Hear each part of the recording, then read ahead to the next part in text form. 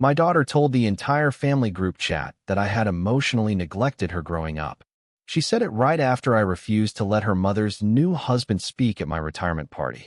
Her brother backed her up. I didn't defend myself. I sent a follow-up message that changed everything. I will tell you how it all unfolded. Before we continue, support us by clicking on the like button. Tell us in the comments section where you are watching us from, and click on the subscribe button so that you don't miss our big story tomorrow. Now let me tell you what happened from the beginning. We need to keep the speeches short, I said, my hand still on the conference room door, the muffled clink of paper plates and plastic cutlery bleeding through the glass. Someone laughed inside. Someone else called my name. I hadn't even taken off my coat. My ex-wife stood across from me in the hallway, her smile already practiced, already patient, like she'd rehearsed it in the mirror. He should say a few words, she replied, meaning her new husband, the one who'd been in my orbit for less than a decade but somehow felt entitled to narrate my ending. I shook my head once. Not angrily, not dramatically, just no. And I remember thinking, with an odd calm, that this refusal would be used later, repackaged into something uglier than it was. The retirement party was supposed to be simple. Cake from the place downstairs, a few speeches from colleagues who'd seen me through long nights and missed holidays, a framed certificate that meant more than it looked like it should. I'd planned it that way because I didn't trust my emotions to behave if I gave them too much room. The balloons were taped crookedly to the office wall, blue and silver, the kind you buy in a hurry. A coworker handed me a card with a joke about finally sleeping in. My phone buzzed in my pocket, once, then again. I ignored it. There were too many eyes on me, too many expectations about gratitude and nostalgia. I didn't know yet that the real ceremony had already begun elsewhere. The message arrived in the family group chat while someone clinked a fork against a glass and called for quiet. My daughter wrote it plainly, efficiently, like a summary she'd practiced. She said I had emotionally neglected her growing up. She said it had taken years of therapy to understand that absence. She said she needed to speak her truth. I stared at the screen, my name framed by accusation, and felt the room tilt slightly, like a boat shifting under weight. There it was, the story, fully formed. And before I could decide how to respond, my phone buzzed again. And again. I knew, even then, that whatever I did next would set a tone I wouldn't be able to undo. I didn't answer. That part would be remembered later as proof. Silence, I'd learn, is a dangerous thing when people are waiting to fill it for you. The speeches went on. Someone talked about my reliability. Another joked about my stubbornness. I smiled at the right moments, nodded when expected, and kept my hands folded so no one would notice they were shaking. In my pocket, the phone felt heavier with every vibration. I told myself I'd respond when I had the words. I told myself I didn't owe an explanation in front of an audience, digital or otherwise. What I didn't say out loud was that I sensed a consequence approaching, something irreversible, and I wanted to choose it rather than stumble into it. By the time the cake was cut, my son had weighed in. "She's right," he wrote. 2 words. No elaboration. No hesitation. The finality of it landed harder than the original accusation. I excused myself to the hallway under the pretense of taking a call, leaning against the cool wall where the paint had chipped near the baseboard. A coworker passed and gave me a thumbs up, unaware. The world kept moving. My family, apparently, had already decided to move without me. I scrolled back through the messages, reading the supportive replies from relatives who hadn't been there, who'd only ever seen snapshots. I felt something settle in my chest. Not anger yet, but recognition. The accusation didn't come from nowhere. That was the part one had to admit to myself without surrendering to it. After the divorce, I'd worked longer hours. Not to avoid my children, but to afford the life we'd agreed they should have. I'd driven them to therapy appointments, sat in waiting rooms with outdated magazines, learned new language for old pain. I'd missed some school events and made others, sometimes arriving late with an apology and a promise to do better. It wasn't perfect, but it wasn't neglect. As my phone buzzed with a new message, an aunt asking if everything was okay, I realized how easily complexity gets flattened when someone needs a villain. I stepped back into the conference room to applause, the sound jarring after the quiet of the hallway. Someone pressed a slice of cake into my hand. Someone else asked where my ex-wife was. I said she'd stepped out. I didn't mention the argument, the refusal, the line I'd drawn with a simple no. As I listened to another speech, I understood that my boundary had been interpreted as rejection, and rejection had been translated into neglect. It was a neat equation, convenient, and as neat equations often do, it erased context. A text from an unknown number popped up. Proud of you for speaking your truth. And I wondered how many people were congratulating my daughter for something that had never been a conversation with me. When the party ended, I packed the leftover balloons into a box and carried them to my car myself. The parking lot was nearly empty, the late afternoon sun reflecting off windshields. I sat behind the wheel without starting the engine, scrolling through old photos, old messages, the digital breadcrumbs of a life that didn't match the story being told about it. I didn't feel the urge to argue point by point. I felt the urge to inventory, to understand what I was actually being accused of before I responded. And beneath that, a quieter realization formed. Defending myself might keep me in a role I was already tired of playing. That night, after I'd set the framed certificate on the kitchen counter and hung my jacket on the back of a chair, I opened my laptop and created a folder. I titled it with my daughter's name and the word records. It wasn't a threat. It wasn't a plan yet. It was an instinct, the same one that had kept me organized through years of work crises and family emergencies. I dragged in emails thanking me for being there, calendar entries for therapy sessions, receipts for birthday gifts chosen with care. As I worked, a notification popped up, another message in the group chat, someone asking why I hadn't responded. I closed the laptop without answering. I had the sense, then, that this was only the beginning, and that waiting might cost me, but reacting too quickly would cost me more. She's right. That was all my son wrote, and I saw it again the next morning when I opened my phone before the coffee had finished brewing. The words looked heavier in daylight, less like an impulsive defense of his sister, and more like a verdict that had already been agreed upon. I stood at the kitchen counter, the retirement certificate still propped against the backsplash like a prop from someone else's life, and felt the quiet of the house press in around me. Overnight, my silence had hardened into something they could point at. I hadn't defended myself, so they decided that meant there was nothing to defend.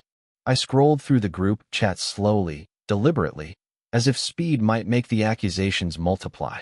Cousins chimed in with heart emojis. An aunt mentioned how hard therapy can be. Someone I hadn't spoken to in years said growth was uncomfortable but necessary. No one asked me a question. That was the part that lodged itself under my skin. There was no curiosity, no pause to check facts, only affirmation flowing one way.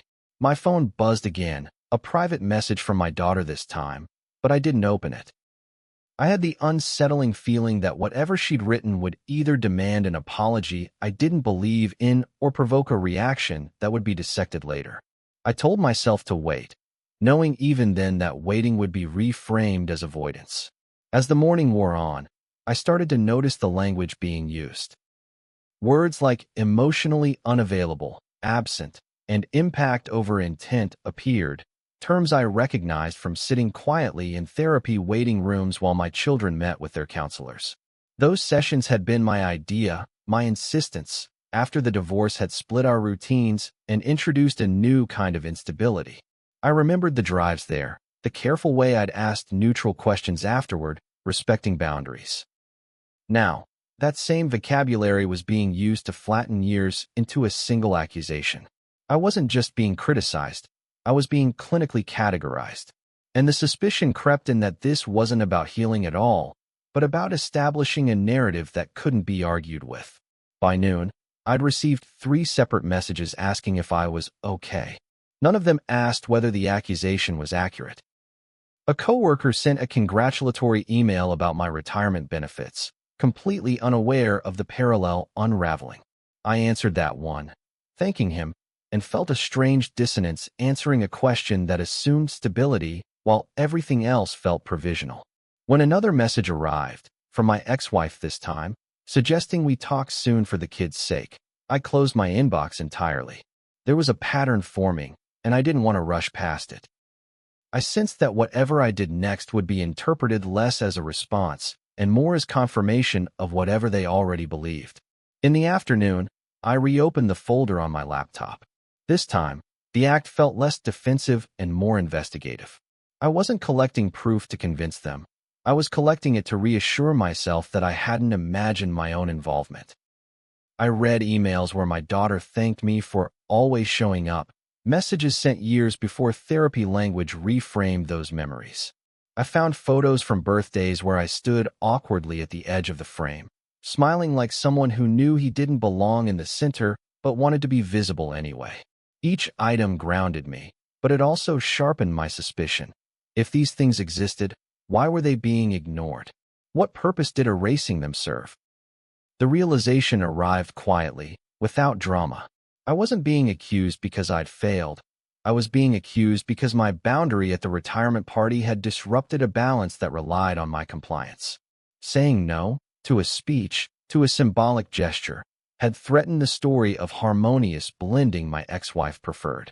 My daughter's message hadn't mentioned the party, but the timing was too precise to dismiss. I felt a chill as I recognized how easily personal grievances can be repackaged as moral ones. And beneath that, another understanding took shape. If I defended myself emotionally, I'd be stepping back into a role where my feelings were always secondary to theirs. Later that day, my phone rang. I watched it vibrate on the table until it stopped, the missed call notification lingering like a dare. A text followed from my son. "We need to talk." No greeting. No context. Just urgency. I didn't respond. Instead, I took a walk around the block, noting the small details, the neighbor's dog barking, a for sale sign staked into a lawn. Ordinary life continued, indifferent to my internal reckoning. As I walked, I felt the suspicion harden into resolve. This wasn't a misunderstanding that could be cleared up with reassurance. It was a realignment, and I needed to decide whether I was willing to argue for a place in a story that had already cast me as the problem. That evening, I finally opened my daughter's private message. It was longer than the group chat post, more explanatory, but it didn't ask me anything. It told me how hurt she'd been, how invisible she'd felt, how empowering it was to finally speak up. I read it once, then again, noting what was missing as much as what was there. No mention of specific incidents. No acknowledgement of my efforts. No space for my perspective. When I finished, I closed the message and felt a steady calm replace the earlier sting. This wasn't an invitation to dialogue. It was a declaration. And declarations don't require responses, they require decisions. Before bed, I added one more document to the folder. A simple timeline of involvement, dates and actions stripped of emotion. Therapy sessions attended. School events present. Financial support provided. I didn't embellish it. I didn't justify it. I just listed facts. As I saved the file, my email chimed with a message from a cousin suggesting I apologize, even if I didn't mean to hurt anyone. I closed the laptop without replying. Lying in the dark, I understood that suspicion had replaced doubt. I no longer questioned whether I'd been there. I questioned why my being there was suddenly inconvenient. And with that question came a quiet certainty. Whatever came next would require me to choose between defending a version of myself they didn't want to see or stepping away from the argument entirely. I hit send, and the group chat went quiet in a way that felt permanent, the digital equivalent of everyone leaving the room at once. The message wasn't long, and it wasn't angry. It was precise. I attached screenshots of therapy appointments I'd attended without complaint, birthday receipts with dates and notes scribbled in my own handwriting, emails where my daughter had thanked me for listening, for driving, for showing up when things felt overwhelming. I didn't annotate them with explanations or arguments. I let the evidence sit there on its own, heavy and unadorned.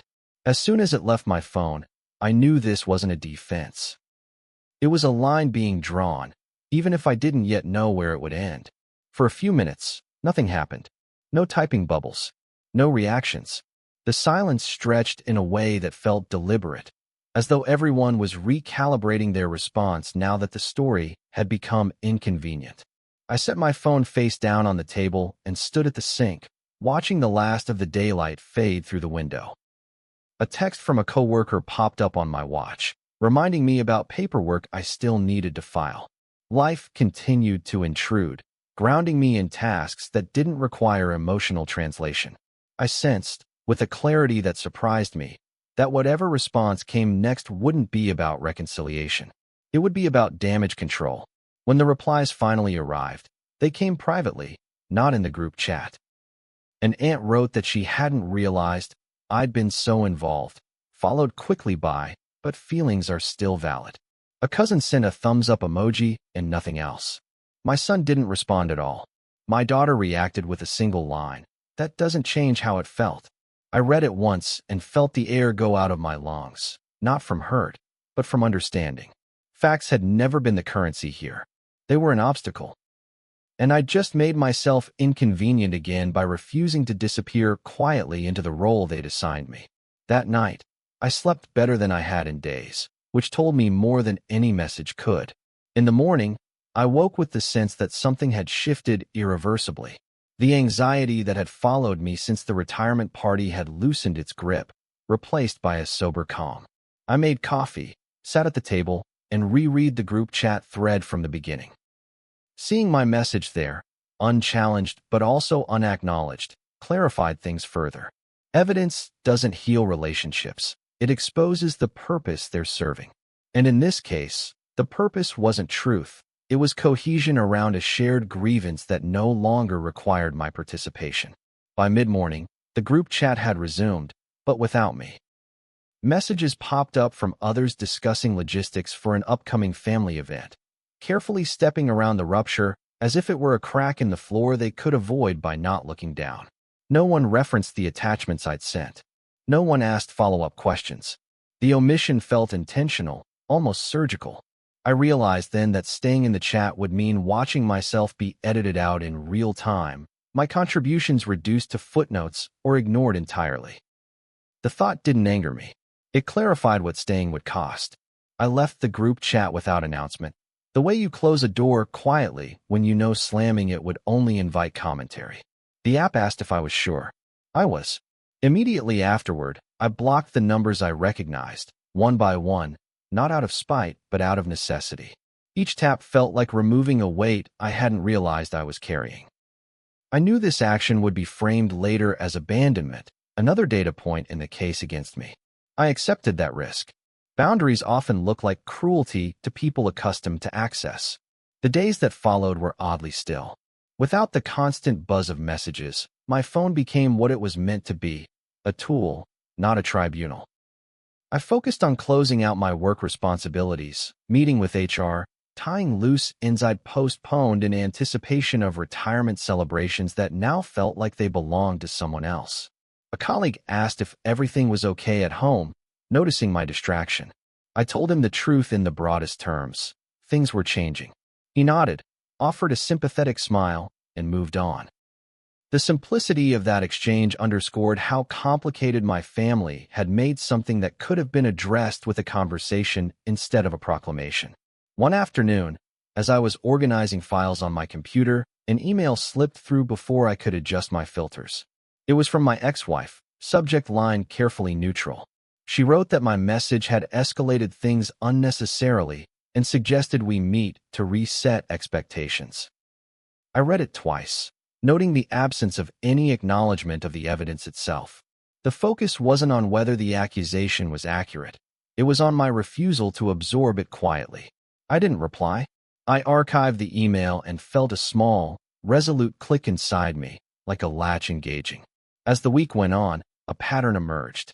Attempts to reach me increased, but none addressed what I'd actually shared. They asked me to talk, to explain, to understand. But always on their terms, always with the assumption that the conclusion had already been reached.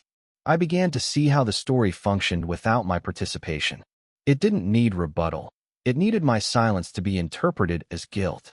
By refusing to argue emotionally and instead presenting facts, I disrupted the script. Leaving the conversation altogether was the only way to stop being cast. One evening, as I sorted through old paperwork, I came across the deed to the house they lived in. The one I'd kept after the divorce, agreeing they could stay while they found their footing. The realization landed quietly but decisively. Access had been mistaken for obligation. I hadn't intended to weaponize anything, but I could no longer ignore how my resources were being taken for granted while my presence was being rewritten as absence. I didn't make any decisions that night. I simply acknowledged that the escalation had reached a point where inaction would become its own choice. And whatever I decided next, I knew it wouldn't be about convincing them of who I was. It would be about deciding who I was willing to be moving forward. The eviction notice wasn't dramatic when it finally went out. No raised voices, no last-minute warnings, no speeches about respect or gratitude.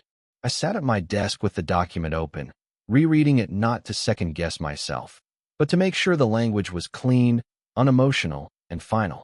The words mattered, not because they would persuade anyone, but because they would outlast whatever version of this story my family chose to tell. I signed it, scanned it, and sent it to my attorney with a short confirmation. When the reply came back, filed and scheduled, I felt something settle in my chest. Not relief exactly, more like alignment. I didn't announce the decision to anyone. That was deliberate. I'd spent too many years explaining myself into smaller and smaller spaces, believing clarity would earn me understanding. This time, I let action speak without commentary. The house had always been a symbol of compromise, a place I'd held on to so the transition after the divorce wouldn't feel like a loss stacked on top of another. Over time, that compromise hardened into expectation. They lived there as if it were theirs, while I paid taxes, insurance, repairs. I told myself it was temporary. Now, temporary had stretched into entitlement, and entitlement had sharpened into accusation. 2 days after the notice was served, my phone lit up with missed calls from numbers I hadn't blocked yet. I watched them ring out, one after another, the vibration rattling the table like a nervous habit.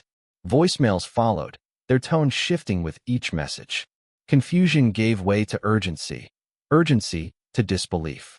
No one mentioned the group chat. No one mentioned neglect. They talked about timelines, logistics, fairness. Listening to the first voicemail, I felt a flicker of something that might have been vindication, but it passed quickly. This wasn't about being right. It was about no longer participating in a system that required me to be wrong. At work, people assumed I was easing into retirement. I let them. I smiled, nodded, talked about travel plans I hadn't made. In truth, I hadn't retired from my job at all. I'd postponed the paperwork quietly, extending my role without fanfare. What I was retiring from was harder to explain. The role of emotional guarantor, financial backstop, and silent antagonist in someone else's healing narrative. That realization came to me one evening as I sorted through mail, a property tax notice sitting beside a retirement brochure. I laughed then, a short, surprised sound. The irony was almost too neat. Messages began arriving through intermediaries. A cousin emailed, saying the situation had gotten out of hand and suggesting I reconsider for the sake of peace. A family friend called, leaving a voicemail about forgiveness and legacy. I noticed how none of them asked what had led me here. They spoke as if my decision existed in a vacuum, disconnected from the accusations that preceded it. That omission was telling. It confirmed what I'd begun to understand. My silence was tolerable only as long as it didn't inconvenience anyone. Once it did, it became a problem that needed fixing. One afternoon, while reviewing documents with my attorney, I asked a question that surprised even me. Is there any obligation for me to explain? He looked up, considered it, and shook his head. Legally? No. Ethically? He paused. That depends on whether explanation would change anything. The answer lingered with me long after the meeting ended. I thought about the evidence I'd shared, the messages that went unanswered, the way facts had been acknowledged only when they could be dismissed. Explanation hadn't changed anything then. There was no reason to believe it would now. As the deadline in the eviction notice approached, the tone of the messages shifted again. Apologies appeared, carefully worded and strangely nonspecific. I'm sorry if things went too far. I didn't mean for this to happen. None of them addressed the accusation itself. None of them retracted it. I read each message once, then archived it. I wasn't interested in conditional remorse offered under pressure. The timing stripped it of sincerity, and I knew that responding, even to reject it, would reopen a door I'd closed on purpose. The house, I realized, had been more than shelter. It had been leverage, even if no one consciously named it that way. As long as I provided it, my role was fixed. Supporter, provider, background presence. Questioning that role threatened the stability they relied on. The eviction notice didn't create the conflict, it exposed it. That understanding steadied me when doubt crept in late at night, when I wondered if I'd gone too far. Boundaries feel extreme only to people who've never had to enforce them. A week before the move-out date, a package arrived at my door. Inside were old photos, school projects, a mug I'd given my daughter years ago with a handwritten note taped to it. No message, no explanation. I sat at the table turning the items over, recognizing the gesture for what it was, an attempt to remind me of a version of myself they preferred. I didn't feel manipulated. I felt sad, in a distant, manageable way. Memories aren't bargaining chips. They're records. And my record was already clear to me. The final days passed quietly. Fewer messages came through as the reality of the situation set in. I imagined them packing, complaining, reframing the story yet again to make sense of what they were losing. I didn't take pleasure in that image. I didn't take pleasure in any of it. What I felt instead was a growing certainty that stepping back without announcement had been the right choice. Drama feeds on reaction. Deprived of it, things either resolve or reveal themselves fully. On the morning the deadline arrived, I woke early and made coffee, the routine grounding me. I checked my email once, then closed it. Outside, the street was quiet, the world indifferent to the small but significant boundary I'd enforced. I knew there would be consequences I couldn't yet see, stories told without me, relationships altered permanently. I accepted that. Fallout, I was learning, isn't always explosive. Sometimes it's a slow clearing, the dust settling just enough for you to see where you actually stand. They're asking if you've seen the emails, my sister said when she finally got through, her voice cautious, like she was approaching a skittish animal. I stood in the kitchen holding the phone away from my ear, staring at the blank wall where a calendar used to hang. I hadn't checked my inbox that morning. I hadn't needed to. The pattern was already clear. Urgency had arrived right on schedule, trailing behind loss like an apology rehearsed too late. I told her calmly that I'd seen enough, that I wasn't responding. She paused, then said she understood, even though I could hear that she didn't. When the call ended, I felt the familiar mix of steadiness and sadness, the kind that comes when you accept you won't be understood and stop needing to be. The emails came in waves after that, sometimes spaced hours apart, sometimes stacked on top of each other like they'd been written in a panic. The tone shifted with each attempt. At first, they were practical, questions about timelines, storage, whether I'd consider an extension. Then they turned emotional, reaching for shared memories, inside jokes, phrases meant to soften me. Finally, desperation crept in, thinly veiled as accountability. I realize now how much you did, one message read, without specifying what had changed that realization. I read each email once, carefully, the way you read legal language, and noticed what remained absent. No retraction, no acknowledgement that the accusation itself had been unfair. Loss had made them attentive, not reflective. By the weekend, third parties entered the conversation in earnest.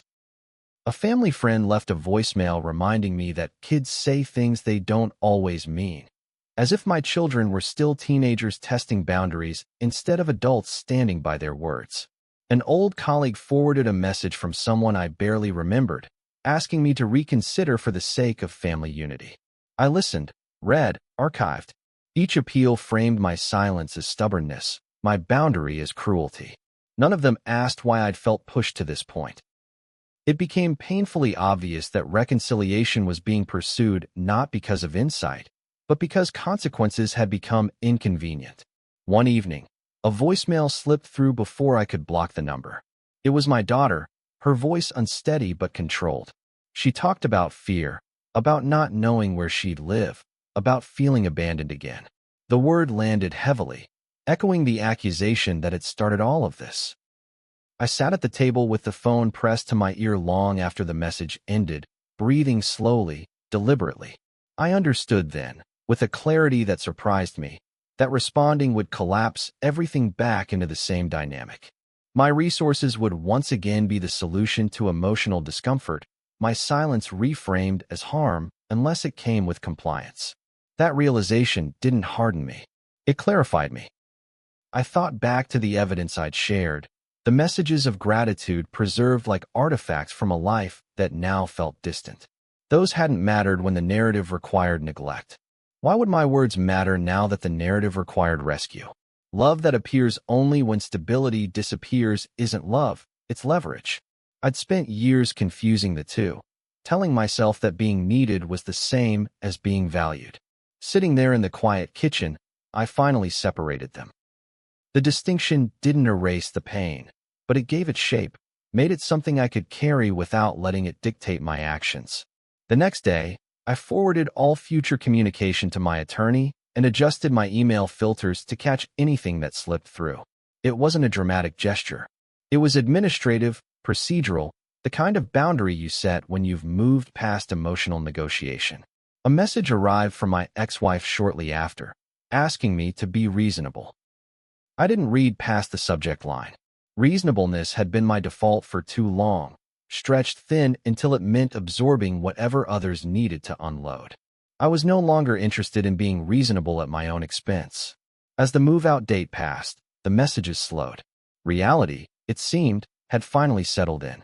I imagined them navigating temporary arrangements, telling the story in a way that preserved their sense of righteousness. I didn't correct it. I didn't counter it. I let it exist without me.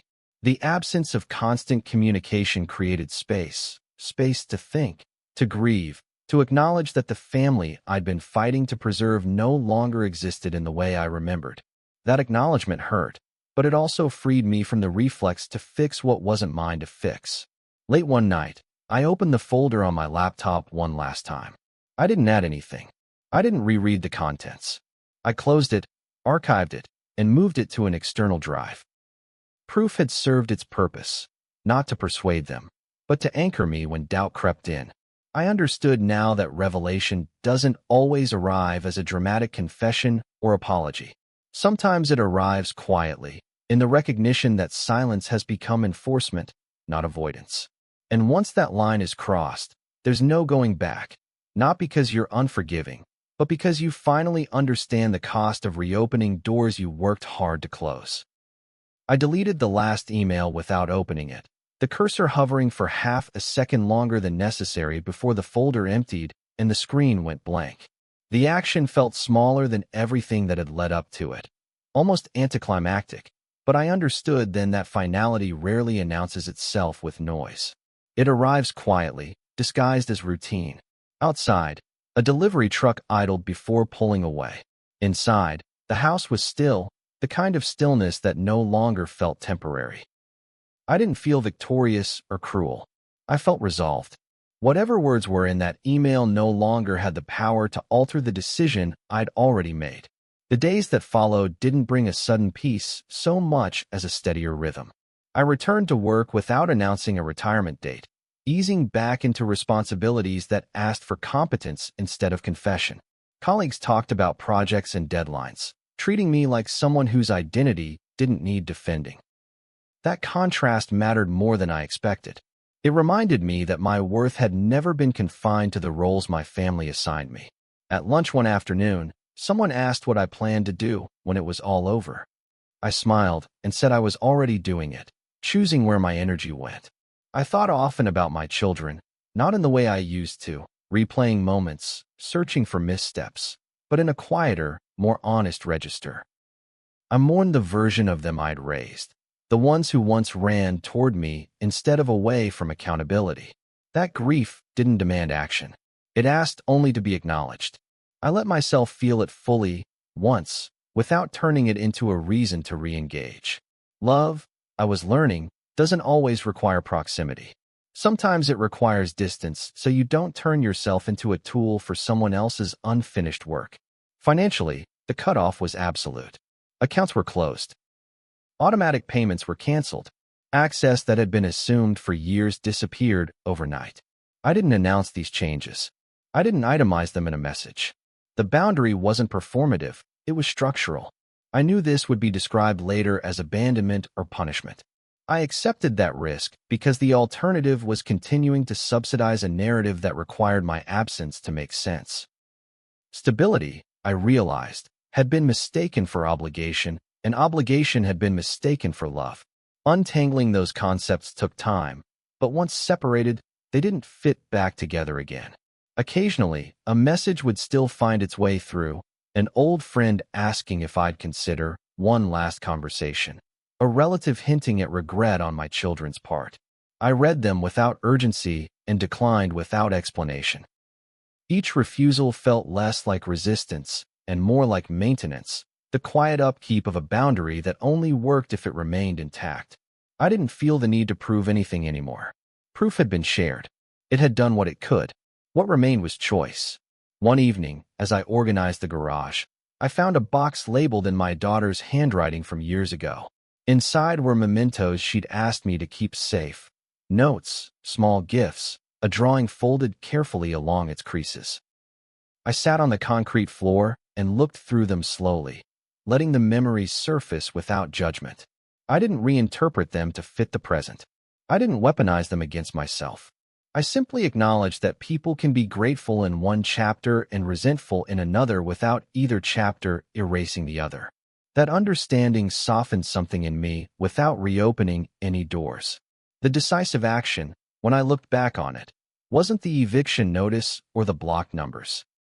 It was the moment I stopped explaining myself in anticipation of being misunderstood.